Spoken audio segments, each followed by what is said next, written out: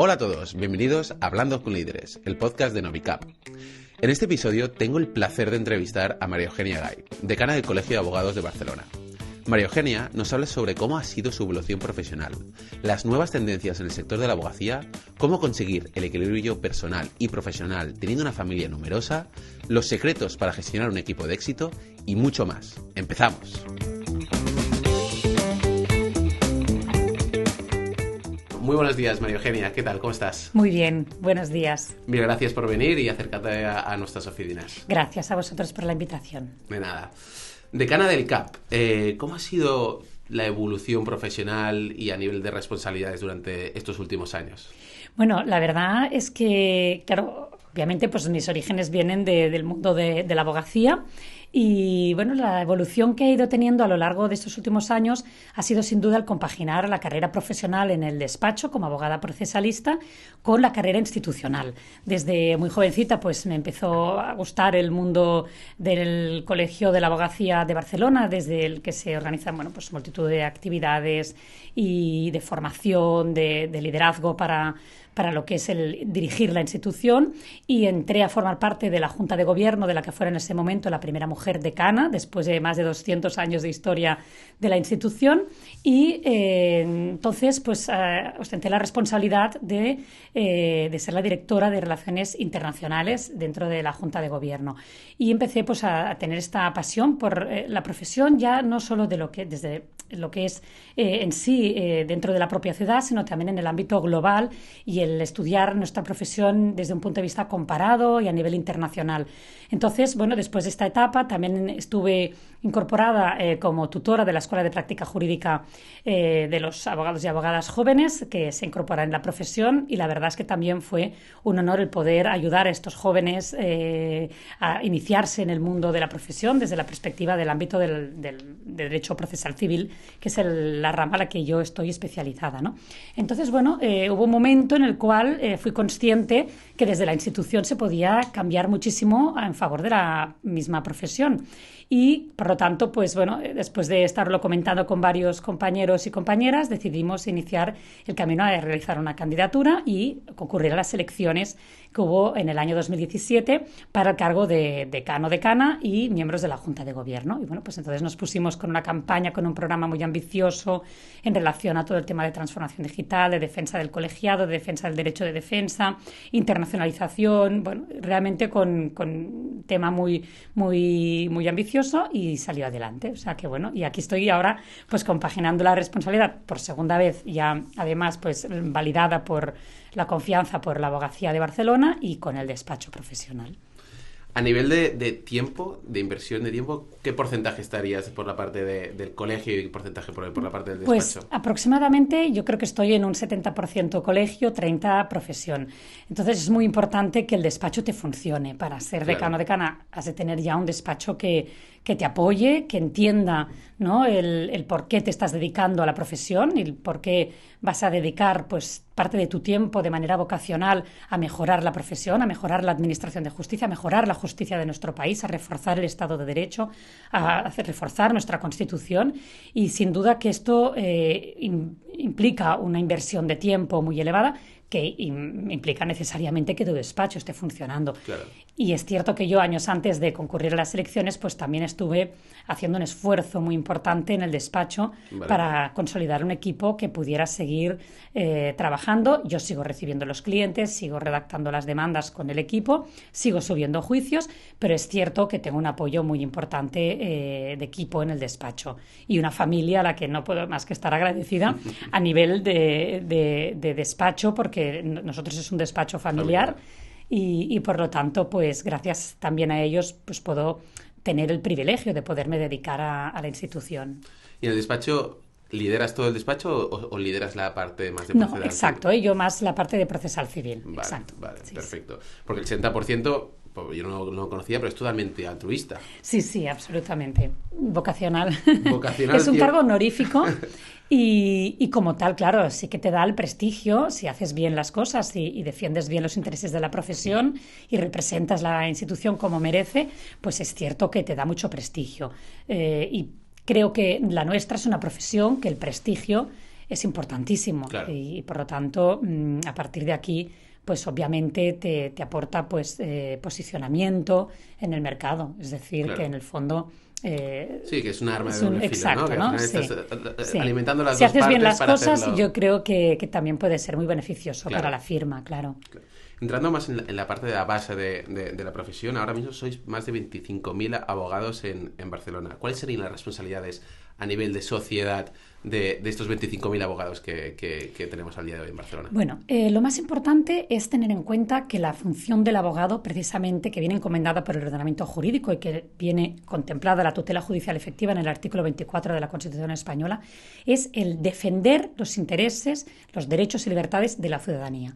Por lo tanto, nuestra principal función se basa en garantizar un derecho fundamental que vino recogido por primera vez en 1948 en la Declaración Universal de los Derechos Humanos y que aquí el Convenio de Derechos Humanos de la Unión de Europa pues lo recogió también en su artículo 6, que fue el blindar que fuera la abogacía la garante del derecho de defensa. Por lo tanto, lo más importante es que el colegio sea capaz de garantizar este derecho en unas condiciones óptimas para la abogacía. Es decir, defender a los abogados en el ejercicio del día a día en los juzgados, que tengan además la formación suficiente de calidad, de excelencia, gratuita a poder ser, para poder formarse y reciclarse diariamente. Pensad que la legislación, la jurisprudencia va evolucionando, va adaptándose a los cambios sociales de la realidad que estamos viviendo y, por lo tanto, esta abogacía ha de estar formada y esta abogacía ha de poder también organizarse de manera que se cumplan siempre estos requisitos éticos, deontológicos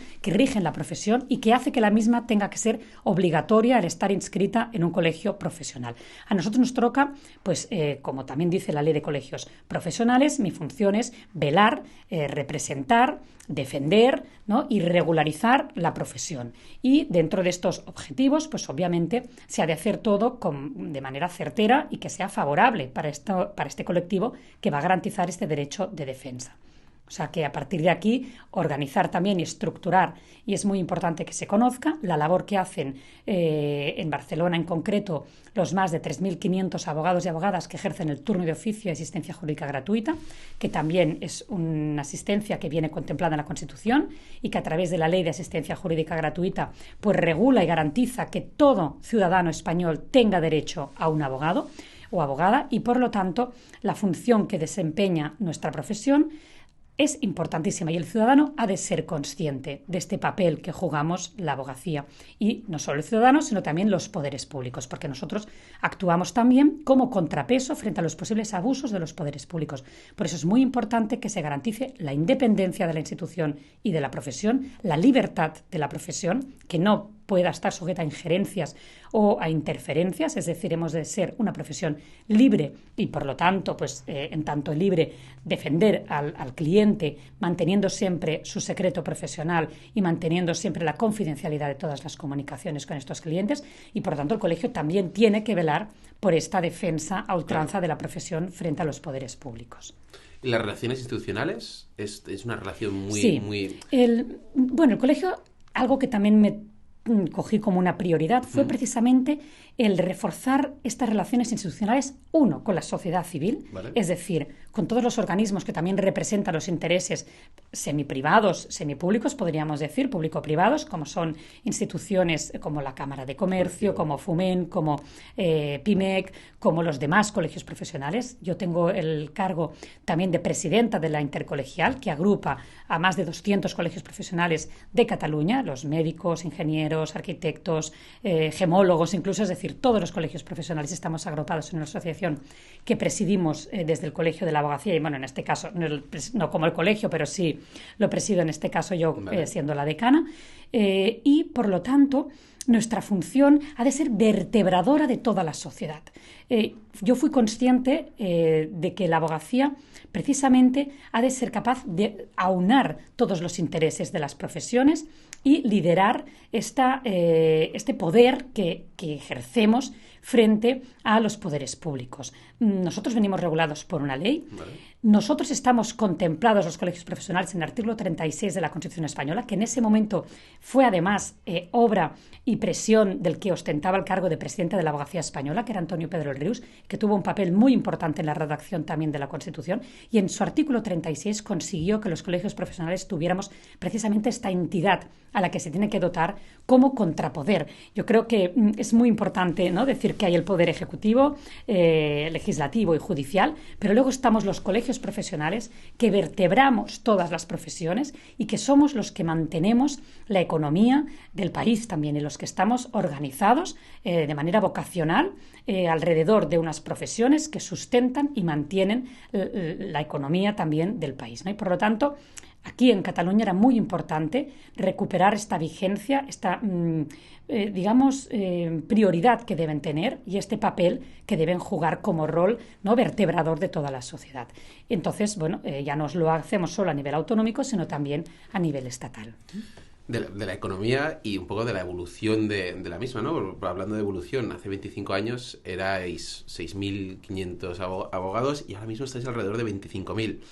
Con más o menos la misma población, 5 millones y medio, ¿no? ¿Esto cómo afecta a la abogacía y un poco la tendencia hacia especialización, ¿no?, de la misma? Exacto. En los últimos 25 años hemos sufrido un crecimiento exponencial, claro, que nos ha situado en un ambiente de mucha competitividad, en un ambiente en el cual ha sido muy importante controlar deontológicamente la profesión, las prácticas que se han estado ejerciendo por parte de los compañeros y compañeras que fueran acordes a la ética, pero sobre todo se ha de intentar también ser capaces de generar un entorno de negocio favorable para que la abogacía se pueda también sentir realizada. Claro. Tenemos en España más de 230.000 colegiados y colegiadas, ejercientes y no ejercientes, repartidos aproximadamente entre un 65 y el resto 35% aproximadamente, entre ejercientes y no ejercientes. Vale. Pero sí que continúa habiendo una ratio de abogados por habitante muy, muy elevada respecto a los demás países europeos. Ello ha significado que efectivamente pues es muy importante la especialización, claro, el intentar especializarnos, el intentar organizarnos en estructuras en las cuales pues además podamos colaborar y cooperar con otros profesionales de la abogacía también y reunirnos multidisciplinarmente alrededor pues, de un mismo despacho. No ha sido fácil porque la abogacía ha pasado una época de precariedad en los últimos años, en los que la abogacía joven se ha visto en la necesidad de reivindicar sus derechos, en los cuales pues efectivamente había jornadas muy, muy destacables de horas que se invertían, con unas remuneraciones que no se ajustaban al mercado laboral, y esto se vino defendido y hace unos años pues sufrió un primer apoyo por parte del gobierno, que fue el aprobar la Ley de Relación Laboral Especial de la abogacía, y esto generó sin duda pues una mejora del mercado laboral de la abogacía, si bien a pesar de todo ello continúa todavía no cumpliendo quizás las ratios que serían esperables para dignificar la profesión. Y lo cierto es que conforme vas evolucionando y conforme te integras en una estructura, es obvio que debemos proteger a la profesión, que debemos reivindicar unos salarios dignos para la misma,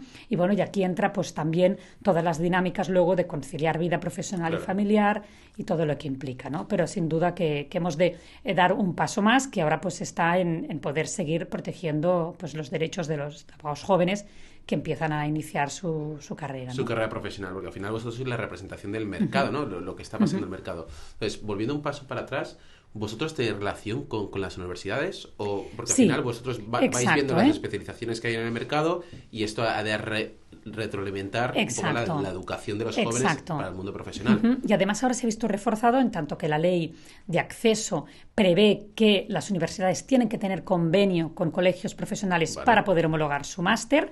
Se ha hecho una colaboración mucho más estrecha que antes incluso.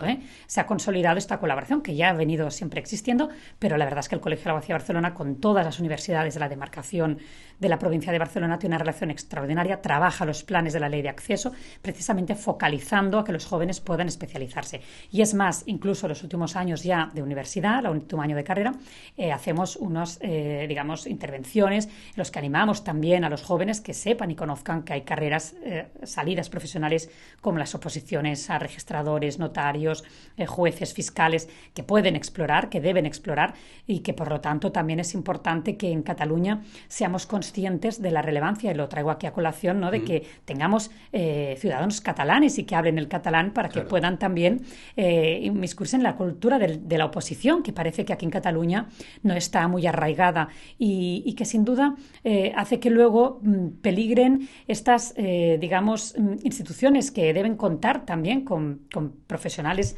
de la zona y de la propia demarcación territorial para poder asentarse y que luego no haya cambios en estas, en estas instituciones, pues se hace más necesario que nunca, ¿no? Ahora en esos momentos los jueces, pues es a todas luces evidente que están sufriendo muchos movimientos de territorio, y esto hace que en los juzgados, que la Administración de Justicia no cuente con una plantilla de jueces o de profesionales en el mundo de la Administración de Justicia que perduren durante mucho tiempo, ¿no? Y es más, hay algunas localidades que están vacías o que quedan, intermitentemente en tránsito los propios jueces, y esto no ayuda no solo al uso de la lengua, obviamente, pero tampoco ayuda a la estabilidad y a la eficiencia y eficacia de la Administración de Justicia. Claro.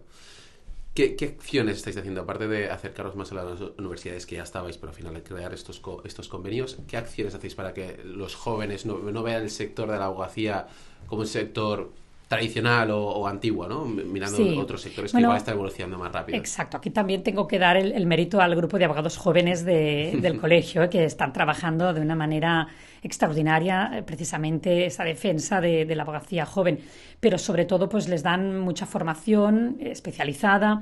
Lo que hacen pues es un acompañamiento tipo mentoring para que puedan tener pues este asesoramiento, tutorizaje por parte de un abogado senior hacia un abogado joven, y la verdad es que es algo que están trabajando de una manera muy intensa. Y luego pues sí que desde la Comisión de Transformación Digital y de Nuevas Tecnologías se intenta que estos jóvenes dominen ya todas las habilidades que se requieren en este mundo digitalizado en el que estamos entrando, ¿no? Y que sean capaces pues de utilizar todo tipo de herramientas tecnológicas que den este plus quizás a despachos que están todavía, ¿no?, en un momento más de transición, ¿no?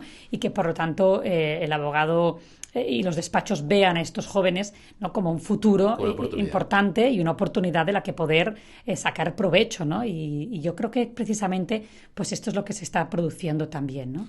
Y a nivel de relaciones con las empresas, porque al final normalmente el mundo empresarial, tecnológico y científico evoluciona muy rápido, y a veces al final adaptarse o coger la velocidad de estas compañías es difícil. ¿Qué relación tenéis con el mundo más, para poner un ejemplo, con las startups, ¿no?, como podría ser Novicap? O sea, ¿qué relación tenéis con la evolución de la tecnología y la evolución de la ciencia? Bueno, una relación más a nivel de cuando nosotros invertimos en formación o pues invitamos a startups, a empresarios a que expliquen su experiencia y cómo realmente utilizan las aplicaciones a las cuales pues ellos están creando o dando pie, e intentamos poner en contacto pues a todas estas empresas e intentamos fomentar el networking entre todos ellos, ¿no? Y precisamente nosotros, el primer año en el que estuve ya de decana, firmamos un convenio con el Mobile World Congress, por ejemplo, ¿no?, con Carlos Grau, precisamente pues para fomentar todo lo que era la digitalización en el ámbito tecnológico de la Administración de Justicia. Ya no solo para algo que estamos exigiendo desde hace muchísimos años para modernizar la Administración de Justicia, que es la inversión decidida y valiente que tienen que hacer los poderes públicos para transformar y digitalizar esta justicia que está sentada con unos cánones decimonónicos y una organización decimonónica en el que ya estamos reivindicando pues expediente digital y pues todo lo que es juicios telemáticos, comparecencias telemáticas, presentación de escritos telemáticos, que ya va evolucionando, que estamos los colegios profesionales empujando y acompañando, ¿no?, al Ministerio de Justicia para que esto pueda ser así, pero por el otro lado también es importante que pongamos en conocimiento de la abogacía todos estos instrumentos, todas estas herramientas que pueden servir a los despachos para amortizar tiempo, para racionalizar, ¿no?, el gasto, para, de alguna manera, pues ser mucho más productivos con aplicaciones que van a permitir, con aplicación de inteligencia artificial, con aplicación del Big Data, pues mucha más evolución, ¿no? Entonces, bueno, es un poco el intentar estar en medio de toda esta... Estar ahí, ¿no? Sí, sí. Incentivar el networking. Exacto. Muchas veces en tus conferencias hablas mucho del networking, ¿no? De al final incentivar tanto a los jóvenes como perfiles más senior, la parte de networking, y más aún en el mundo de especialización que vivimos, ¿no? Que puede ser la mayor fuente de clientes. No sé si puedes entrar un poco más en detalle y incentivar a los jóvenes que nos estén oyendo. Desde luego, vamos ¿no? a hacer networking. Sí, es muy importante trabajar las relaciones. La nuestra es una profesión absolutamente humana que vive de las relaciones humanas, y nosotros, al fin y al cabo, ya no solo tenemos que realizar una labor de solucionar el conflicto, la controversia en la cual se encuentra el ciudadano, siendo nosotros los primeros que escuchamos estos problemas en los que ellos se han visto inmersos, sino que han de tener en cuenta que la abogacía ejerce un papel muy importante de prevención. Es decir, que ir bien acompañado, bien asesorado, antes de firmar un contrato, antes de constituir una empresa, antes de hacer cualquier otro tipo de gestión, ¿no?, que implique suscribir una serie de derechos, pues es muy importante que vaya asesorado de un abogado. Esta función preventiva, la ciudadanía parece en ocasiones que no la tiene muy presente, y solo acude el abogado cuando ya tiene aquel problema que hemos de ver cómo lo podemos solucionar y cómo lo encarrilamos, y que siempre, además, mayoritariamente vemos que si se hubieran hecho las cosas diferentes, el problema no hubiera sido de tal entidad o de tal calado. Desde hacer un testamento, desde hacer un pacto de socios, es uno de los principales problemas de las empresas. ¿No? Un protocolo familiar, todos estos, digamos, instrumentos que la ley además pone a disposición del ciudadano, los tiene que conocer, y para ello es muy importante que antes de hacer cualquier acto y cualquier movimiento, ¿no?, que implique también a nivel económico, pues cualquier movimiento, pues ha de estar bien asesorado. Por lo tanto, nuestra función también supone el generar estos contactos, esa red de contactos en sí, ¿no?, que es lo que el abogado y abogada joven ha de tener muy presente, que nuestra profesión se alimenta precisamente de los contactos. Y luego hay algo, ¿no?, uno de los mejores consejos que me dieron a mí, mi padre en el despacho también era, pues, que los principales proveedores de clientes son los compañeros y compañeras especializados en otras áreas que, les puede llegar un tema del cual ellos no son conocedores, te lo deriven a ti y viceversa, ¿no? Y por lo tanto, el hacer estos encuentros entre abogacía es muy importante precisamente para fomentar este tipo de intercambios. Haciendo un repaso en la evolución y en la parte del Colegio de Abogados de Barcelona, ¿cuáles han sido los momentos más dulces o los momentos más complicados durante estas dos etapas que ya llevas en el colegio? Bueno, la primera etapa, sin duda, es evidente que el ganar las elecciones y el saber que has tenido la confianza de todo el colectivo es una satisfacción. Claro. Y máxime cuando te has trabajado un programa intensísimo con muchísimos puntos que queríamos llevar a cabo y que además mayoritariamente, yo creo que ejecutamos el 95% del programa. Yo cuando llegué con el programa que habíamos ganado las elecciones, lo hice enmarcar en todos los despachos del personal del colegio para que tuvieran muy presente cuáles eran los puntos principales y los hitos que queríamos llevar a cabo, ¿no? Y por lo tanto, la ejecución ha sido ejemplar. El personal de la casa trabaja de una manera extraordinaria, y luego no tenemos que olvidar el trabajo que hacen también las secciones y comisiones. Pensad que son el motor del colegio. Quien mueve el colegio es la abogacía. Es un colegio muy activo, en el que además se implica toda la abogacía, que constituyen estas secciones y comisiones con su presidente, vicepresidente, secretario, vocales de cada una de las secciones, más de 23 secciones, 15 comisiones, y por lo tanto la estructura es titánica, y el movimiento que hay, sobre todo antes de la pandemia, ¿no? Es cierto que el pospandemia pues lo ha dejado todo un poquito, que vamos cogiendo el ritmo, ¿no? Pero pensad que llevamos muchísimos años de mucha actividad en esta corporación y lleva una velocidad extraordinaria. Por lo tanto, el poder liderar un proyecto al frente de todo este movimiento pues será un reto increíble y de una satisfacción extraordinaria. Cada acto que se hace, la acogida que tiene. Pensad, el otro día estábamos en la última conferencia improvisada de viernes a lunes por la sentencia que hubo en relación a la plusvalía del Tribunal Constitucional, pues tuvimos 1.300 personas al momento, al aire, o sea, conectadas en el webinar que habíamos organizado, ¿no? En el que intentamos además hacerlo de una manera muy transversal, en el que todos los operadores que están afectados por esa sentencia puedan participar, desde ayuntamiento, en este caso, abogados fiscalistas, ¿no? Participó también ex magistrado del Tribunal Constitucional, es decir, intentamos que haya todas las voces implicadas en cada una de las conferencias que hacemos, ¿no? Y además con una velocidad importante, ¿no? Cuando sale una sentencia es muy importante dar la respuesta a la abogacía cuanto antes. Cuando se aprueba una ley es muy importante también poder analizarla, ¿no? A los 2-3 días. Y yo creo que nos hemos convertido en un colegio referente en estos momentos en formación y dar respuesta inmediata a plantear, ¿no? Y a reflexionar y debatir sobre esta ley que se acaba de aprobar, o un real decreto, o todo lo que ha ido aprobándose, ¿no? Por lo tanto, las satisfacciones han sido muchas. Y sobre todo, el tener el equipo con el que yo puedo contar, pues sin duda que es algo increíble. Estar rodeada de gente que es brillante en cada una de sus dedicaciones o facetas, pues da una seguridad extraordinaria y facilita mucho el trabajo. Y sin duda, pues que sí, me he sentido muy orgullosa del equipo que me ha acompañado y ahora con el cual pues renovamos también nuevamente la confianza en la abogacía, pues también he tenido la suerte de poder contar con gente maravillosa, con unos conocimientos y un bagaje profesional de primer nivel y sin duda, pues claro, ayuda a poder consolidar todos los objetivos, todos los retos que tienes por delante, ¿no? ¿Cuáles son los principales hitos? Porque me imagino que esta educación a nivel de liderazgo es una educación que ya te venía por parte de valores familiares, ya te venía por educación que has hecho por fuera de la abogacía. Uh-huh. ¿Cómo has podido gestionar, pues al final, coordinar 25.000 abogados y coordinar todas las acciones y todos los retos que acabas de comentar? Bueno, yo creo que sin duda lo mío ha sido aprendido en casa, ¿eh? Mi liderazgo es intuitivo y de sentido común y de haber visto, evidentemente, claro, el liderazgo que yo viví en mi casa, que siempre estaba llena de gente, de abogados, abogadas, autoridades. Es cierto que he tenido la suerte y el privilegio de crecer en un ambiente en el que las puertas de nuestra casa han estado siempre abiertas y en el que además hemos sido una familia muy integradora, de que además pues hemos participado muy activamente de las pasiones de mis padres, ¿no? Y en este sentido intento hacer lo mismo con mis hijos, ¿no? De compartir estos momentos. Pensad que la abogacía institucional hay mucho acto, hay mucha celebración solemne y entonces pues es muy importante el haberlo vivido, ¿no?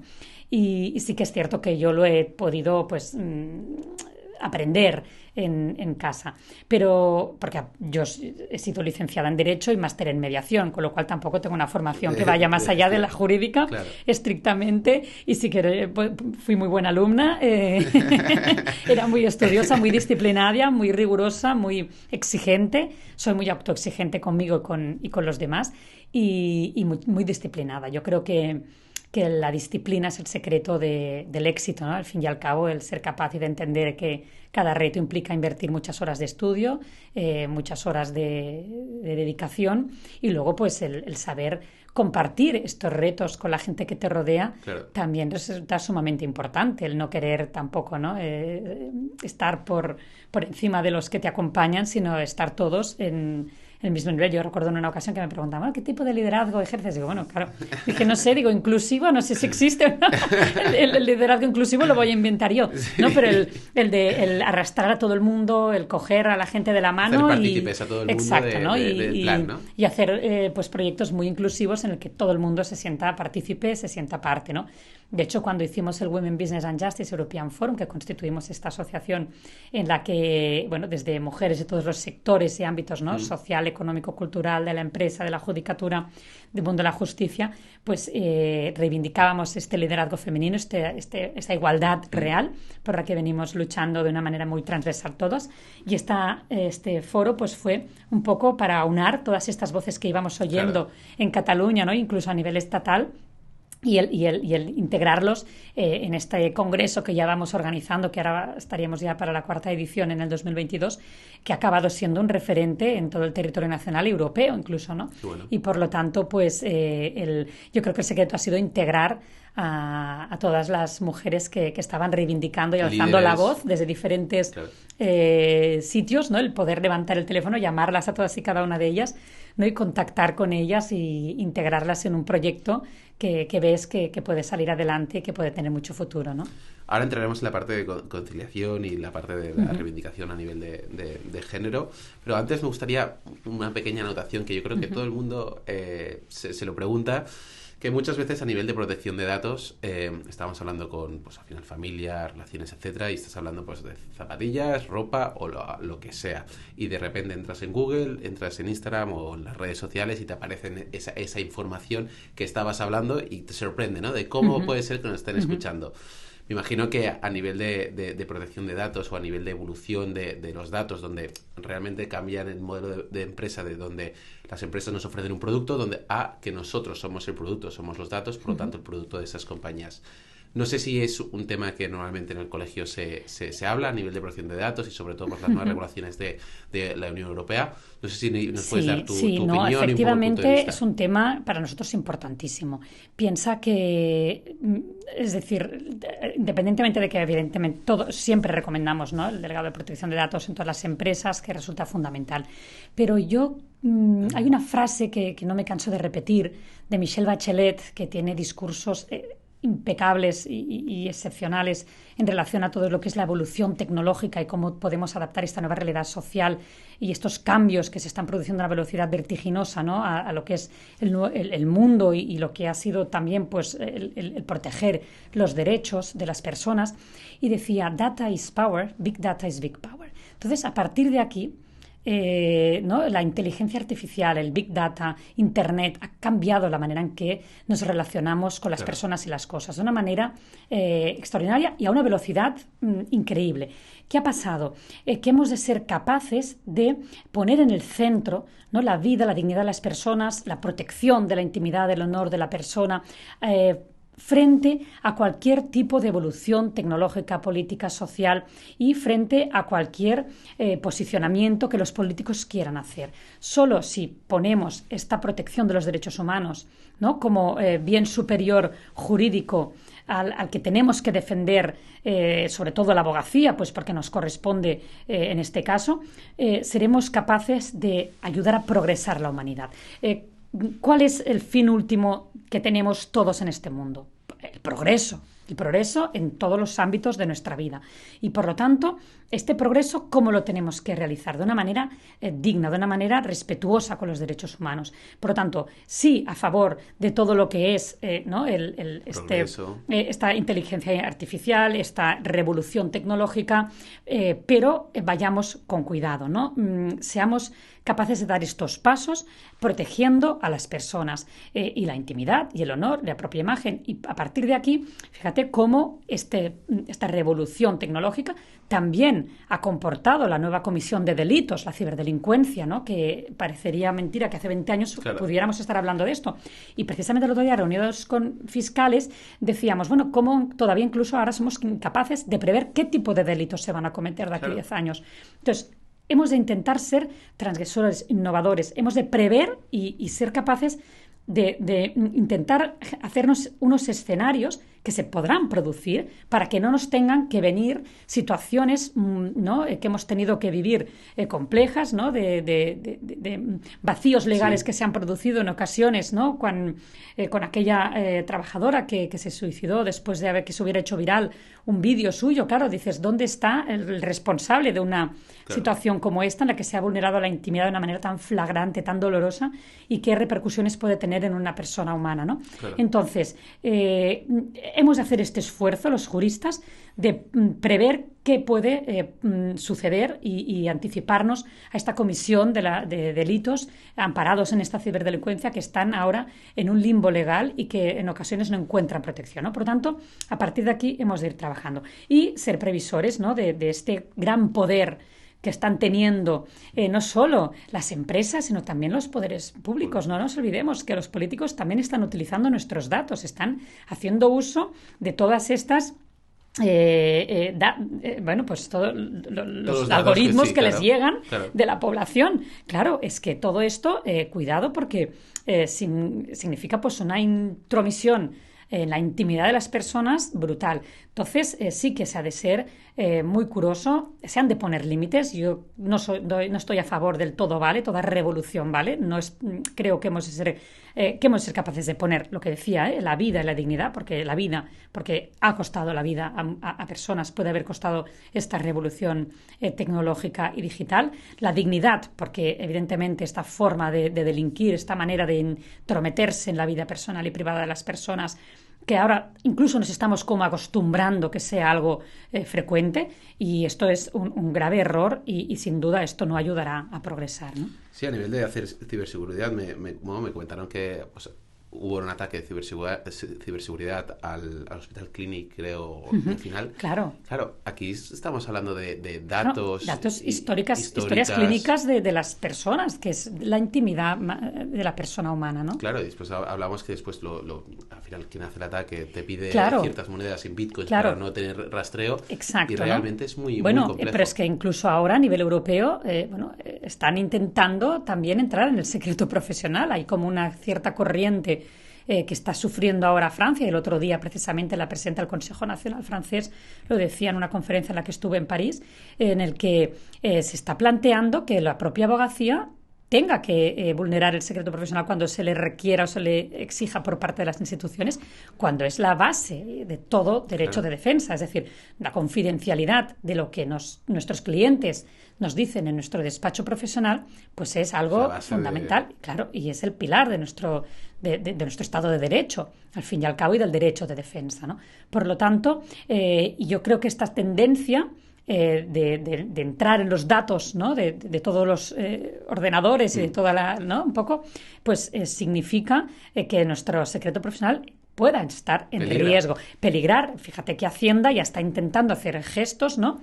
y intromisiones para que revelemos de aquellas clientes que tienen, ¿no? Cuentas abiertas en paraísos fiscales, pues que se pongan en conocimiento de la autoridad. Pues claro, en realidad esto va en contra de lo que son los principios de la profesión, en el cual el secreto profesional y la confidencialidad lo defenderemos, vamos, a ultranza. Claro. Y esto es algo que yo... imagino que te quita el sueño un poco. Bueno, efectivamente, es una de las razones por las cuales pues también estamos mucho más reivindicativos de cara, ¿no? a los poderes políticos. Es decir, ellos no pueden intrometerse en lo que son los valores fundamentales de las profesiones. Y aquí sí que estamos alineados, toda la abogacía, para defender la confidencialidad y el secreto profesional hasta donde haga falta. Y sin duda que así lo seguiremos haciendo. Y esto es gracias a la unidad, ¿no? que tenéis tanto en Barcelona, pero con los otros colegios también tenéis al final esa unidad para luchar sobre temas más globales o temas más de... Nosotros aquí en Cataluña, yo presido el Consell de Col·legis de l'Advocacia Catalana, que somos 14 colegios. Acabó mi mandato en diciembre. La verdad es que el cargo de decana y de presidenta de la Abogacía Catalana ha sido bastante duro de compaginar, pero bueno, ya con ganas de ahora en diciembre pasar el relevo al próximo presidente. Pero también estamos en el Consejo General de la Abogacía Española, unidos los 83 colegios de la Abogacía Española, que nos reunimos una vez al mes en el Pleno, y luego tenemos las permanentes también, y yo ahí ostento el cargo de vicepresidenta y presidenta de la Comisión de Relaciones Internacionales. Aquí seguí con el testigo que te comentaba de cuando empecé de joven, pues he tenido el privilegio de que pudiera ostentar el cargo de presidenta y ser la representante de la abogacía internacional en todos los foros internacionales, en todos los colegios internacionales y en todo lo que supone la actividad en el ámbito internacional de la abogacía, ¿no? Qué bueno, gracias por la explicación. Sí. 70% en el ICAP, 30% en tu despacho. Tienes alrededor de 45 años. Tienes 4 hijos. Sí. ¿Cómo encuentras ese equilibrio, no? Porque al final un cargo de tanto en el ICAP como en el despacho familiar es muchísima responsabilidad, mucha exigencia. ¿Cómo gestionas ese equilibrio entre la vida personal y profesional? Sí. ¿Tienes una única vida? ¿Cómo? Bueno, no te voy a negar que ha sido duro, ¿eh? Ha sido duro, he pasado momentos duros. Ya me imagino, ya. Porque aquí hay una carrera de fondo, que ahora a mí me veis de decana, claro, pero detrás ha habido una carrera de fondo brutal, de trabajo, de estudio, de formación, de dedicación, de querer llegar a todo. Y bueno, luego ¿Y durante... se llega? Sí, se llega, pero en ocasiones, pues bueno, aterrizando Tengo anécdotas divertidas, ¿no? Claro, cuando los niños eran más pequeños, pues intentas reservarte una tarde para recogerlos y siempre pensar que van a quedar en la calle, o sea, porque aun a pesar de que puedas reservarte una tarde para recogerlos, siempre el llegar aterrizando. Yo lo que sí, yo hay varias cosas que digo siempre a las jóvenes, ¿no? En primer lugar, una, que no retrasen la maternidad. Yo soy muy directa con mis consejos y con mis... claro, cuando a veces pues te dicen, ¿cómo has llegado hasta aquí? Tuve el privilegio de ser madre joven y esto yo creo que en un momento en el que además había la cultura de que era importante retrasar. ¿Qué se entiende ahora, madre joven? Yo tenía 24 años, vale. Sí. Y el último hijo con 34, el cuarto. Vale. Entonces, sí que es cierto que había un momento en la cultura de que los hijos se tenían que tener de mayor para poder hacer tu carrera profesional. Claro. Y las madres en ese momento, bueno, las mujeres, perdona, en ese momento planteaban el reto familiar a partir de los 35, 36, 37... porque entendían, ¿no? Y había la cultura empresarial, porque además yo creo que esto era una cultura patriarcal impuesta por los hombres empresarios, que las mujeres, ¿no? Las preguntas típicas de, bueno, ¿te has planteado la maternidad? Claro. ¿Quieres tener hijos? Hacían que ellas entendieran que se debía hacer primero la carrera profesional y cuando ya llegabas a cargos de responsabilidad, entonces tener a los hijos. Y esto yo creo que realmente no funciona, porque las mujeres tenemos que ir planteando nuestra carrera profesional, compaginarla con maternidad y que las empresas sean capaces de ofrecer medidas de conciliación. Claro. El tema es exigir a estas empresas, exigir a los despachos, exigir a la sociedad que impulse unos planes de igualdad, que impulse medidas de conciliación, que impulse toda una serie de aspectos que puedan ayudar a estas mujeres a ser madres cuando biológicamente es el momento idóneo, ¿no? Y no retrasarlo, que luego pues las clínicas de fertilidad pues han hecho su negocio, desde luego, ¿no? Porque no existían hace 20 años estas clínicas que ahora están pues funcionando económicamente pues de una manera extraordinaria, ¿no? Y no les voy a negar pues el trabajo la oportunidad del trabajo que hacen, ¿no? Pero desde luego que fijaros que hace 20 años, ¿no? O 30 eran impensables prácticamente, ¿no? Es decir, entonces este análisis que hago yo sociológico pasados los años, ¿no?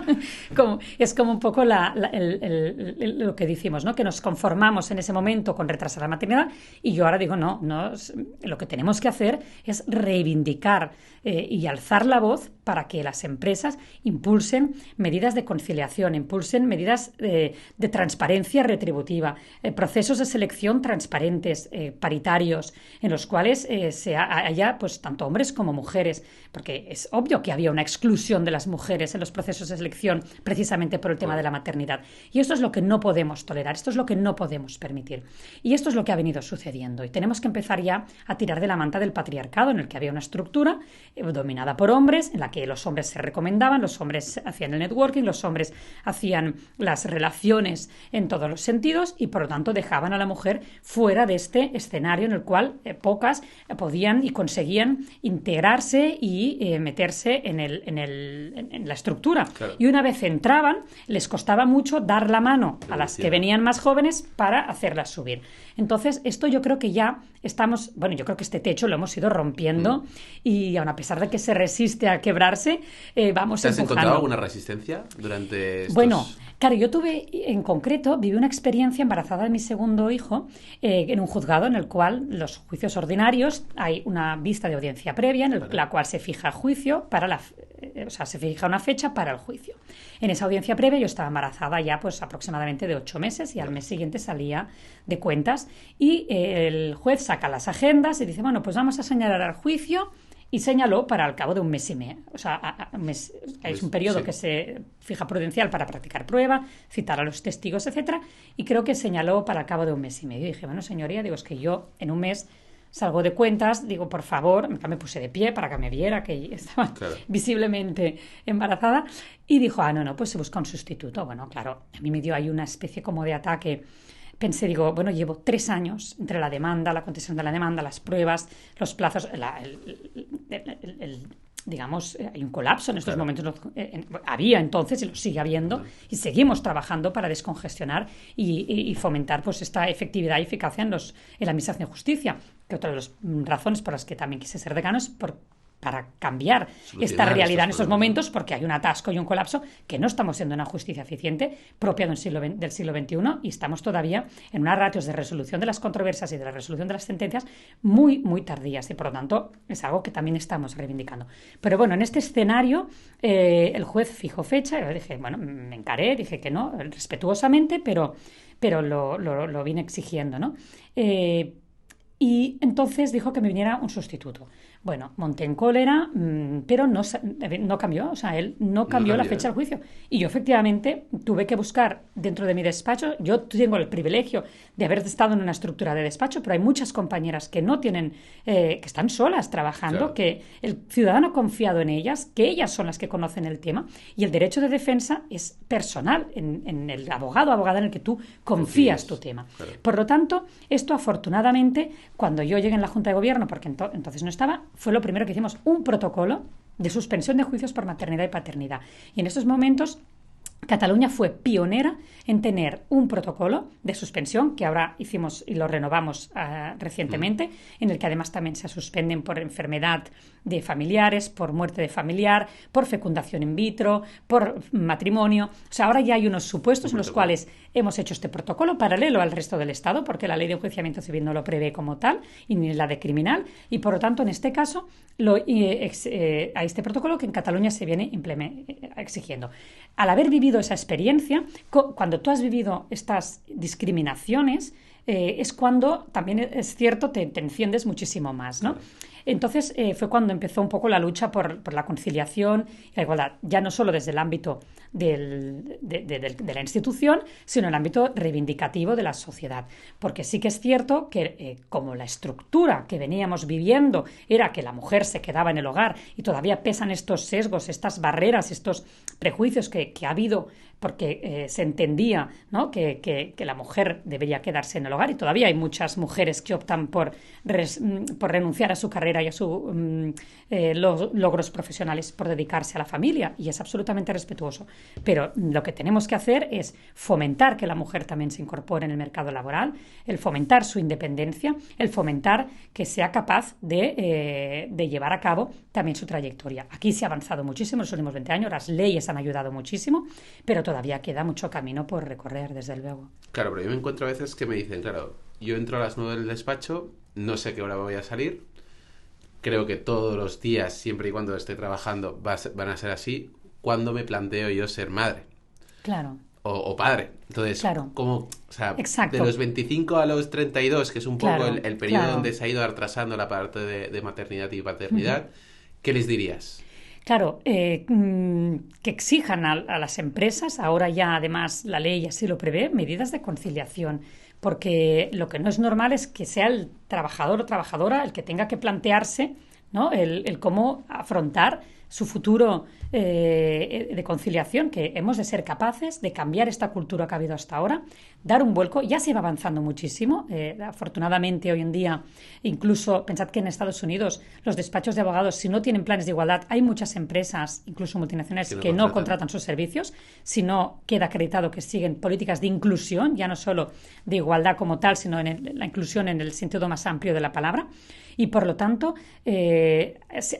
como colegio nosotros estamos a disposición de toda la abogacía de Barcelona para que pongan de manifiesto y quejas en relación a aquellas situaciones discriminatorias que ellos perciban que hay en un determinado entorno. Por lo tanto, hemos de alzar la voz. No se puede quedar una o uno callado ante una situación en la que se están vulnerando pues este tipo de situaciones, ¿no? Entonces, lo que se ha de hacer es exigir a la empresa políticas de conciliación. ¿Cómo se alza la voz? Desde el punto de vista de abogado, claro, porque igual te reúnes con compañeros, exacto, con instituciones, colegio, y con comisiones obreras, con UGT, que también están trabajando muchísimo toda esta temática. Incluso también las patronales ahora ya están muy metidas en todos los temas de conciliación y afortunadamente ahora sí ya hay, ¿no?, un movimiento muy institucional fuerte que está reivindicando y que por lo tanto las empresas han de ser conscientes de este cambio de mentalidad. Y luego ya emocionalmente, que ahora la juventud, yo creo que sí que voy notando que vuelve a llevarse, o sea, bueno, han vuelto nuevamente las abogadas jóvenes a ser madres más jóvenes. Creo que lo estoy percibiendo, que parece que vamos recuperando otra vez esta normalidad. Me alegro. Sí. Después hay la parte de que el cliente es el centro de todo, ¿no? El cliente el cliente al final es el centro de todo.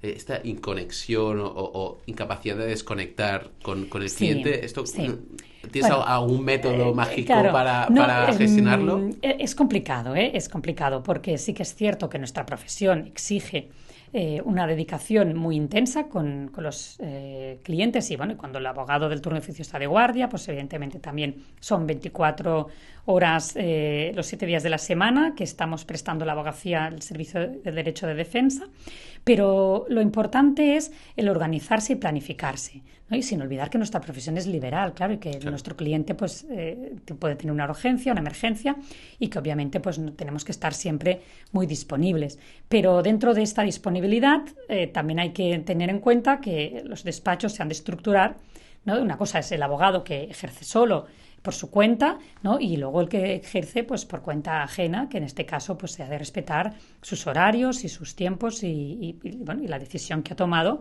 de trabajar en este sentido por cuenta ajena, ¿no? Porque no olvidemos que todavía hay muchos abogados que trabajan por cuenta propia y son ¿no?, independientes en este sentido y que ejercen de una manera liberal e intensa la profesión. Y en este caso, pues obviamente cada uno es libre de poderse organizar como convenga. Las carreras profesionales al final son muy, muy diversas dentro de la abogacía, pero, por ejemplo, a tus hijos, al final a la familia, ¿qué les recomendarías? ¿Que entrasen en un despacho multinacional o internacional, disculpa, un despacho más familiar, más especializado, igual que se pusieron como abogado autónomo? Sí. Como... Bueno, puedo hablar un poco con propiedad, que tengo a mi hijo haciendo cuarto de Derecho. Mira, ¿qué le recomiendas al mayor? Hijo? Bueno, yo le he recomendado que no venga al despacho familiar. Vale. Esto sí, que eso le he recomendado, que esté unos años fuera formándose. Él además, bueno, aparte yo creo que no hacía falta que se lo recomendara, que él también ya me dijo, mamá, yo no quiero venir, o sea, yo creo que es muy importante que cojan el bagaje, pero no tenemos que olvidar que la abogacía ha sido una profesión que se ha ido transmitiendo de padres a hijos, claro, como los abogados, los arquitectos, hay los médicos, ¿no? Hay profesiones que han sido muy de arraigo familiar y muy de cultura familiar. Entonces, la abogacía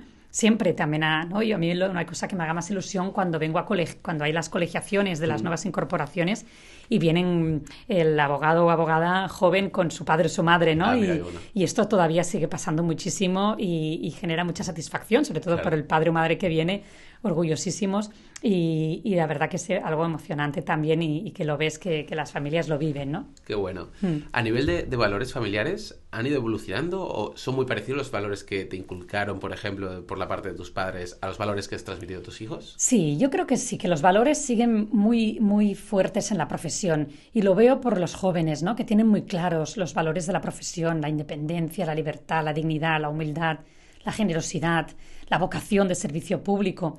Y te das cuenta que la universidad están haciendo muy buen trabajo, porque cuando llegan, ¿no?, el día del acto de imposición de togas y estos primeros contactos que tienes con los chicos jóvenes, yo ahora no tanto, porque antes sí, cuando daba clases, pues lo veía muchísimo más, claro, directo, pero sí que las clases las he tenido que dejar, la parte de formación, que también lo hacía de una manera muy vocacional y me gustaba mucho, pero ahora sí que ya no me da la vida.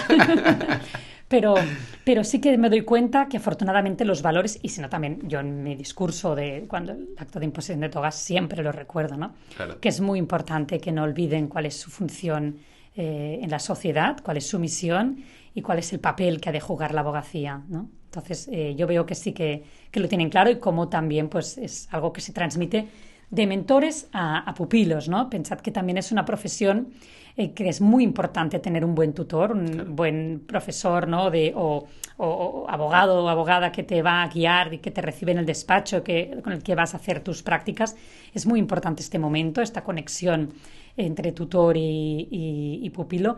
Y entonces creo que se está haciendo muy bien el trabajo por parte de todos los despachos que están ayudando a estos nuevos abogados y abogadas a emprender la profesión y a crecer con estos valores del humanismo, ¿no? En el fondo no dejan de ser estos valores humanistas que han de vertebrar toda acción de nuestra vida en todas las esferas en las que nos movemos. Igual ahora hace falta introducir la parte de reivindicación, ¿no?